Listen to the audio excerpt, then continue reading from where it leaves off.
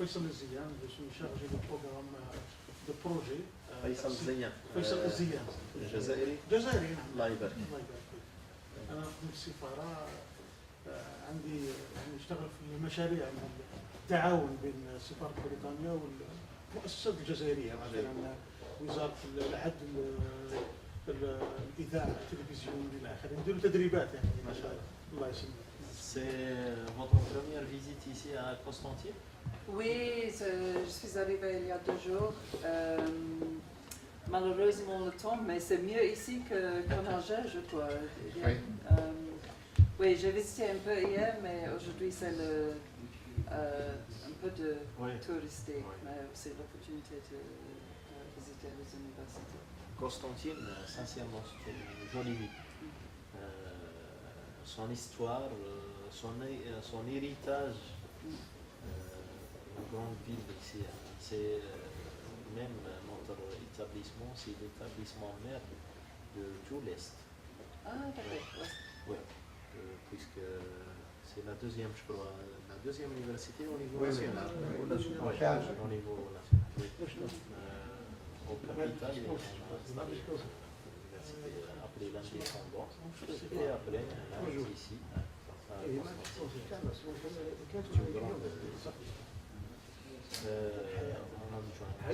chargé des relations extérieures.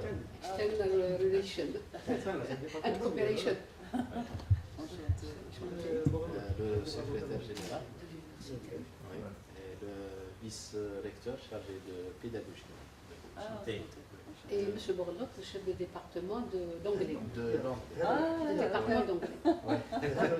Oui, parce qu'on a une faculté des langues des langues étrangères, et dans la faculté, on a un département d'anglais, qui est aussi parmi les structures de l'université les plus anciennes. Et combien d'étudiants d'anglais? Au département d'anglais, Ouais. pas loin de 1600. Ah, Ouais. Il y a beaucoup d'étudiants. Et vous avez des gens qui ont été formés, qui sont chez vous. On parlait Au British Council. British Council. Ah, Il y a excellent. Hayat Moussakha. Ah, oui, oui. Ah, elle vient de... She was one of my Ici, students. One of his students. Ah, Il y a l'autre aussi, il y a Nashta Damia. elle est Nashta une de Landers, nos Nashta, stars. il est à l'ambassade. C'est bien. Pardon? Ah, Nashta, c'est un oui. truc américain. Mais Hayat, British Council. Ah, d'accord. Mais on a actuellement 36 étudiants qui sont en formation PhD. Ah oui, oui, il y a une grande équipe, de réseau d'étudiants. Mais ça, je parle de Constantine, mais il y en a beaucoup Oui, oui. plus à l'échelle nationale. Et je crois que je vais rencontrer quelques-uns d'entre eux Certainement. ce soir. C'est ça, Ouais. c'est ça. Ouais. Oui, mais on a quelques-uns qui sont rentrés, qui ont terminé. On a ici 3. Mhm. La quatrième a préféré aller à Mida, c'est là où elle réside. Mhm. Mais on a eu 4 qui ont terminé, les autres n'ont pas encore terminé. Mhm. Mais il y en a certains qui sont sur le point de terminer leurs études. Donc ils sont à peu près partout, en Angleterre, Wales, Scotland et tout ça. Donc ils sont partout. Il y en a même en Irlande. Irlande ou Irlande du Nord. Irlande du Nord. Je sais pas, ils sont en Irlande du Sud. Ouais. Oui, ils sont en Irlande du Sud. Dans la formation doctorale, on a les propositions de bourses. Café, c'est bien. On a les bourses qui sont dans les programmes internationaux avec intergouvernemental aussi. Et c'est dans ce cadre-là où il y a ces déplacements, ces bourses qui sont pour les étudiants lauréats de l'université, c'est national. Et nous, au niveau de Constantine, on est sélectionnés pour l'anglais, les maths et les biotechnologies. Donc chaque année, il y a un concours national qui se fait pour recruter ou pour sélectionner les meilleurs et les envoyer en formation en 3 années au niveau des structures, des universités, soit au Royaume-Uni, soit dans les pays anglo-saxons. Soit rarement dans les pays anglo-saxons comme la Jordanie par exemple. Pour l'anglais aussi, on a 2 cas qui sont de la filière, de la spécialité anglais, mais qui sont en Jordanie. Le reste, c'est généralement vers l'Angleterre. La formation doctorale ici aussi, on a des concours de formation pour les doctorants en anglais.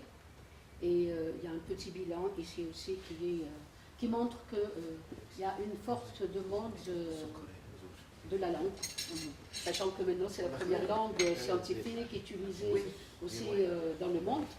Et donc on essaye d'encourager et de pousser les collègues à former. On a un centre aussi des langues intensives, et ça c'est pour la généralisation de la langue anglaise, c'est-à-dire c'est pas pour le niveau universitaire, ça s'adresse à tous les enseignants de l'université et aux étudiants, et on forme aussi beaucoup, il y a beaucoup de sortants de cet institut par rapport à la langue anglaise. C'est vrai que les projets de recherche restent un peu timides, l'handicap de la langue un peu, mais maintenant il y a beaucoup de jeunes qui ont inscrit en doctorat, et à partir de l'inscription au doctorat, avec leur équipe de recherche et nos équipes, ils sont allés sur la proposition de conventions, de projets de coopération d'une manière générale.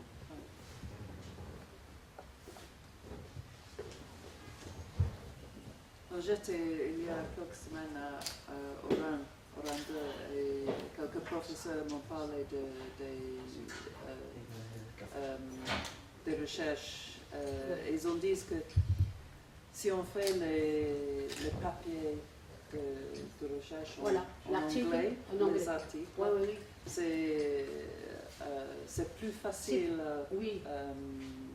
gagner les réponses, les crédits. C'est pour ça que...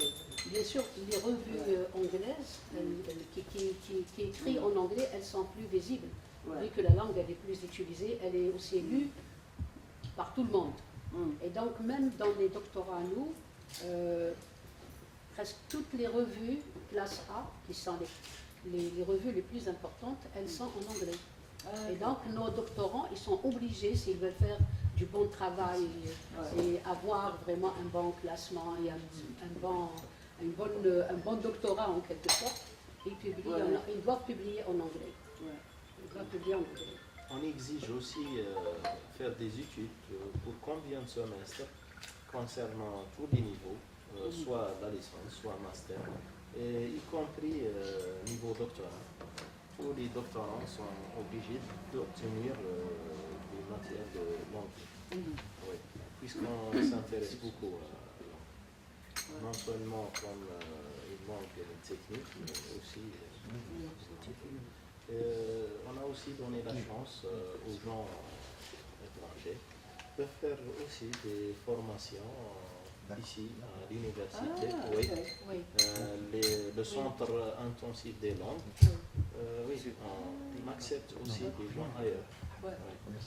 Non seulement les étudiants ou bien les enseignants, mais aussi d'autres gens.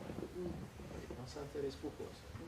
On a aussi, généralement, les étudiants étrangers qui viennent surtout de l'Afrique, qui sont parfois francophones et parfois anglophones. Majorité. Et là, il y a un besoin d'une deuxième langue pour pouvoir suivre des enseignements, que ce soit des enseignements en arabe ici ou en enseignements en français. Généralement, c'est en français. On essaye d'introduire dans certains masters maintenant quelques matières en anglais, pour après généraliser les M2 en anglais, pour pouvoir après aller vers les masters en anglais et être un peu en parallèle de ce qui se fait dans le monde. Maintenant, les masters presque partout se font en anglais. Et là, les étudiants étrangers, avant d'aller faire leur parcours, ils font 6 mois à 1 année de langue. Et ça, on assure ça à l'université. Même notre pour le nombre des étudiants ministère, pour encourager les étudiants de faire ces études en anglais, elle exige la soutenance du doctorat de faire des publications. Alors que la majorité des revues spécialisées sont en anglais, alors ils sont obligés de rédiger et obtenir la langue d'abord. Oui, la semaine passée, j'étais à Sidi Abdallah, Sidi Abdallah, université. Oui. C'est tous en anglais maintenant. Oui. Mais sans doute, vous le savez déjà, mais la semaine passée, on a signé un accord avec le ministre de l'Enseignement supérieur pour accélérer et renforcer la collaboration au niveau de l'échange, les échanges académiques, mais aussi Les entreprises des recherches Développement. scientifiques. scientifiques. Ouais. Principalement avec le British Council, mais il y a aussi beaucoup d'entrées de la part de le secteur privé. Ouais. Mais honnêtement, au niveau de langue, bien sûr, je suis très fière de la langue anglaise. Et ça m'encourage beaucoup de voir Because it's your native language Oui. or Bien sûr, c'est plus facile. Mais en même temps, je trouve que c'est une vraie compétence pour surtout les jeunes Algériens d'avoir 2, 3, 4 langues Oui. et de changer entre les langues sans aucune difficulté. non seulement pour les étudiants, même les simples gens, Ouais. autant qu'il y a du média, ainsi de suite, de l'informatique, ainsi de suite, ils maîtrisent aussi l'anglais et il y a des fois des gens qui maîtrisent l'anglais couramment. Mm. Donc tu dis, c'est l'histoire des sciences. Alors il a parlé des siècles et des siècles, l'histoire des sciences. Il y a un écrivain anglais. Lui aussi a écrit un autre livre. L'intitulé du livre c'est The Lost History. The Lost History. Puisque le premier, comment on dit, la civilisation musulmane, la civilisation arabe n'a pas parlé de l'enrichissement des savants. Voilà, Oui. l'apport qui a Alors- été donné par les savants arabes. Oui. Par Mais ça, contre, c'est connu dans l'histoire. oui, par contre, l'écrivain anglais a écrit The Lost History, a détaillé par siècle, par année, par nom, tout. Ouais.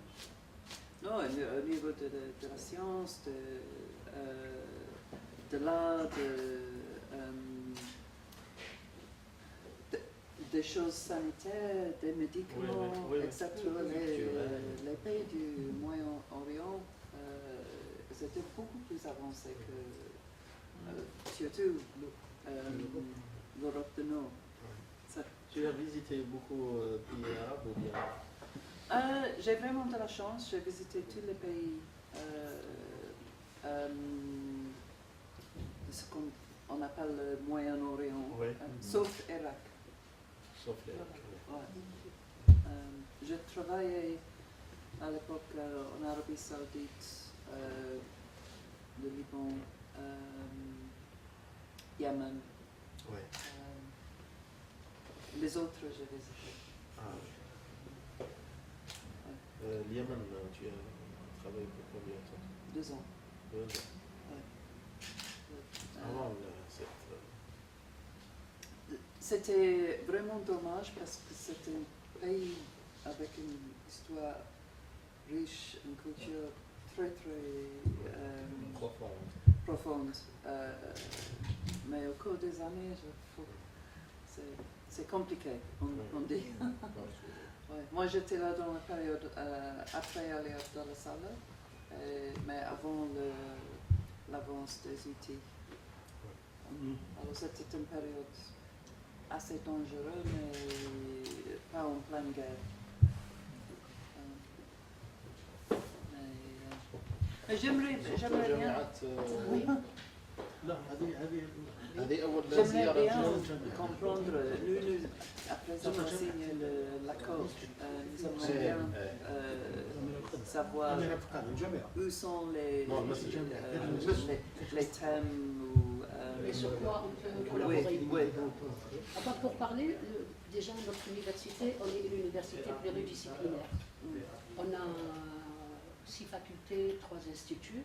Donc on est dans les sciences et technologies, électronique, électrotechnique, mécanique, génie civil. Et on est aussi dans les sciences du vivant, qui est biotechnologie, agroalimentaire, biologie moléculaire et biotechnologie. Et on est dans les sciences humaines, dans l'anglais et les autres langues aussi, le français et lettres arabes, avec une faculté de droit aussi qui est gigantesque, une faculté assez importante. Donc, on a un institut de vétérinaire, donc les sciences vétérinaires aussi, et on a un institut ISTA, c'est l'équivalent des EUT en Europe, c'est la formation du cycle court, cycle licence, c'est-à-dire bac plus 3, professionnel, formation qui est pour le secteur industriel, c'est dans le mécanique. Je pense à l'université, on a 2 grands pôles qui sont intéressants à développer dans le cadre de coopération. On a le pôle mécanique, parce que la région même de Constantine, c'est une région qui est très mécanique, il y a beaucoup d'entreprises, il y a beaucoup d'instituts, et puis on a un institut aussi, un centre de recherche qui dépend du ministère de l'Enseignement supérieur, mais qui est sur le site de l'université en mécanique. Et on a tout ce qui est sciences du vivant et biotechnologie. On a une faculté de sciences exactes où on a des laboratoires de chimie industrielle, de chimie organique et inorganique, plus une faculté de biologie et l'agroalimentaire.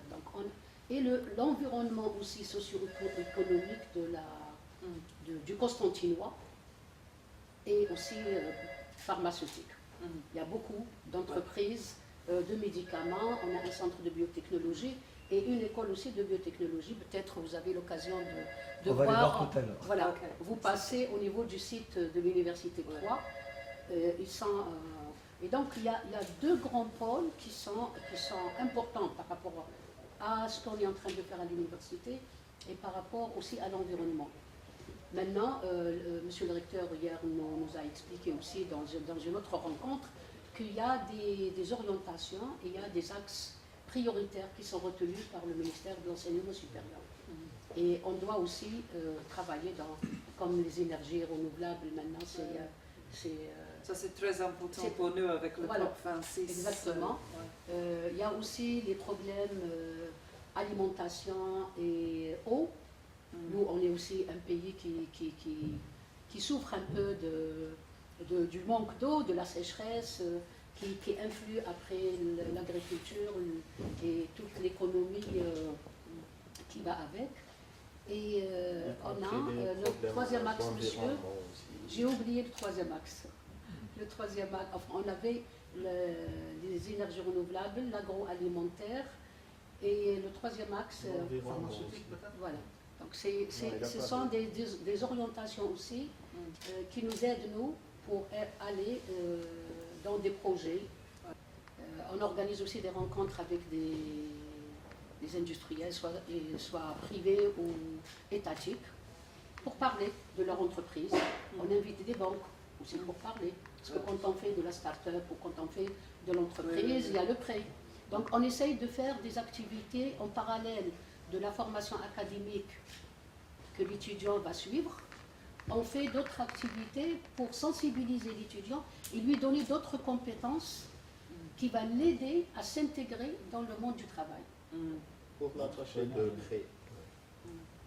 Parce que dans l'accord qu'on enseigne, il y a aussi un élément qui s'appelle Education for Employability. For employability, ça veut dire comment lier l'éducation à l'employabilité. Le monde du travail. Au final, c'est ça qui est important. Oui, bien sûr. On forme pour le secteur, pour les besoins. Et On même forme utile. Utile, voilà. Parce que même quand on fait la demande d'une nouvelle offre de formation, on essaye de voir dans l'environnement quelles sont les questions posées par le secteur. Si on en prend le mécanique, on a travaillé et la dernière chose sur laquelle on s'est entendu, c'est la maintenance industrielle. On a vu que le domaine de la maintenance industrielle est un peu pas bien pris en charge. Et on a besoin de maintenance partout. Et donc c'est aussi une idée qui est en train de se développer dans les formations qu'on est en train de faire. On essaye de répondre, tant bien que bien sûr, on ne peut pas répondre peut-être à tout, mais... Est-ce que la recherche est liée, la recherche au niveau des laboratoires de l'université, est liée aux demandes de l'industrie, aux demandes du monde économique en dehors de l'université? Est-ce qu'il y a cette relation Sincèrement, pour être franche, on a appris la recherche académique. C'est-à-dire parce que la personne, elle soutient, elle doit avoir son bon article scientifique publié dans A, et donc elle peut faire une bonne recherche académique. Actuellement, notre tutelle, par le biais de la direction de la recherche, ils nous ont encouragé les universités à proposer des projets recherche-développement, recherche utile, au niveau doctorat. C'est-à-dire, on ne peut pas proposer un doctorat s'il n'y a pas dans le cahier de charge ou la proposition de la formation un industriel pour répondre à un besoin. Ça se fait d'une manière timide, je dis bien. On a par exemple au niveau de l'Institut agroalimentaire, ils sont en train de travailler avec une société de produits laitiers, Lonalé, produits laitiers.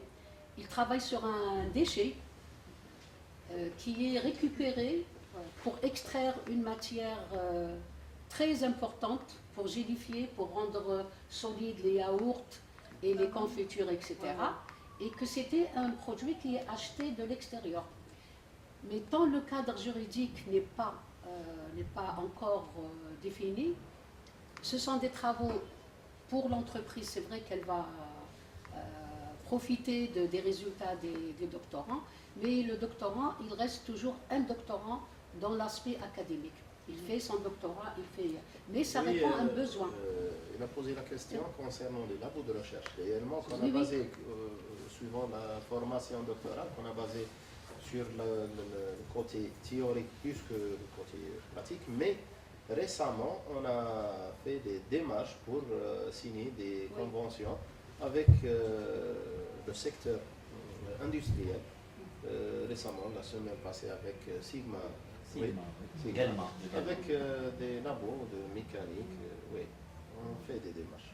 En fait, c'est une culture qui se met en place. Oui. C'est des encouragements et des directives qui ont été données dans ce sens. Et puis les deux laboratoires, relier la recherche académique à la recherche. À Oran, c'était avec des industriels. On a signé, il y a eu l'agrément de 2 laboratoires d'excellence pour l'université cette fois-ci. C'était la fin du mois de septembre, ça a été signé les contrats à Oran, avec la présence de M. le ministre et de beaucoup de personnalités industrielles et recherche. Et là, il faut qu'il y ait l'entreprise à l'intérieur. C'est-à-dire que c'est les problèmes de l'entreprise qui vont être réglés. C'est la demande de l'entreprise qui va être développée. Et ça, c'est intéressant. Même la nouvelle politique concernant la formation doctorale nous oblige d'impliquer les projets des doctorants suivant les secteurs industriels. C'est des nouvelles orientations. Nous avons un timing très serré. Oui. وانهم يعيطوا لي من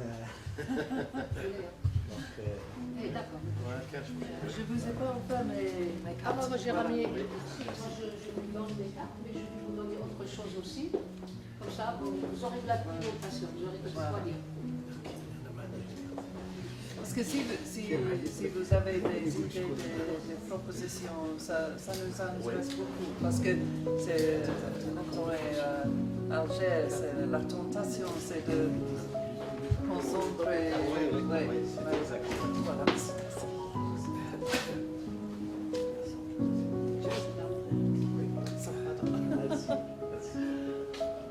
Pas encore. Voilà. la mienne.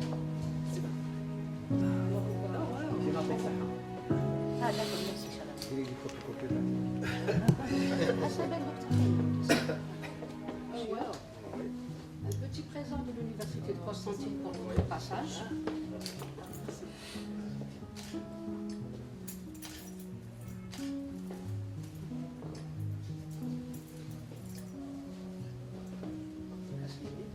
Je vais ranger ça.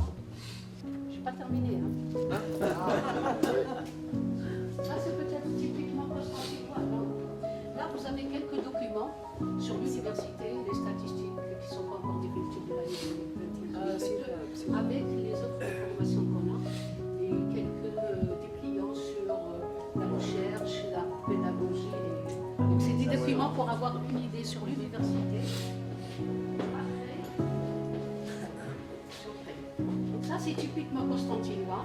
On a ce petit truc-là. Oui, c'est quelque chose de Pour la distillation. Donc, Ça, c'est un c'est un modèle. distillateur. C'est un modèle de distillateur. L'eau de rose et On distille de l'eau de rose et c'est une tradition constantinoise. On le fait au printemps. Et c'est toute la ville qui est en rose. C'est un peu la violette en Europe. Quand vous fêtez la violette, c'est un peu ça. Et aussi Constantine, c'est la Turquie. Et après, c'est Constantine pour la lecture. Si vous appelez, c'est toujours Constantine.